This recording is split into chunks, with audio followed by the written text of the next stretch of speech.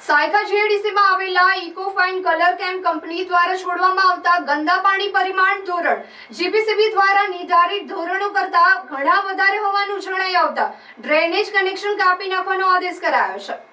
વાગરાની સાયકા જીઆઈડીસીમાં આવેલા ઇકોફાઇન કલર કેમ કંપની સહિત અન્ય બીજી ઘણી કંપનીઓ એવી છે કે જે કેમિકલ યુક્ત પાણી ટ્રીટમેન્ટ વગર જ બારોબાર નિકાલ કરી દેવામાં આવતું હોવાની ફરિયાદો ઉઠતી રહી છે।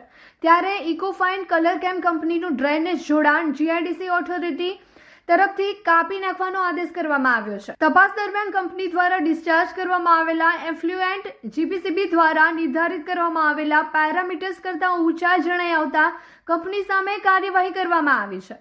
પ્રાપ્ત માહિતી અનુસાર જીઆઈડીસી વિસ્તારમાં આવેલી અનેક કંપનીઓ દ્વારા ઉદ્યોગ વપરાશમાં લેવામાં આવતું કેમિકલ યુક્ત પાણી ટ્રીટમેન્ટ વગર બારોબાર નિકાલ કરી દેવામાં આવતું હોવાની ફરિયાદો મળી હતી, જે સંદર્ભમાં જીઆઈડીસી ઓથોરિટી દ્વારા આ કંપની દ્વારા છોડવામાં આવતા ગંદા પાણી અંગે તપાસ કરવામાં આવી હતી।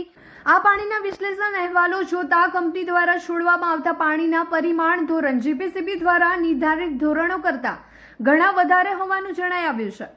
આ સંદર્ભમાં કંપનીએ જીઆઈડીસી કચેરીને સ્પષ્ટીકરણ આપીને નમૂનાનું સંયુક્ત વિશ્લેષણ કરવાનો અનુરોધ કર્યો હતો।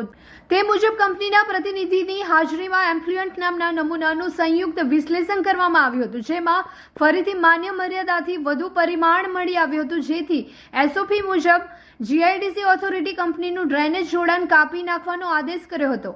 ઉલ્લેખનીય છે કે અગાઉ પણ કેમિકલ યુક્ત ગંદા પાણીના નિકાલ બાબતે બેદરકારી સામે આવતા કંપની સામે કાર્યવાહી કરવામાં આવી હતી।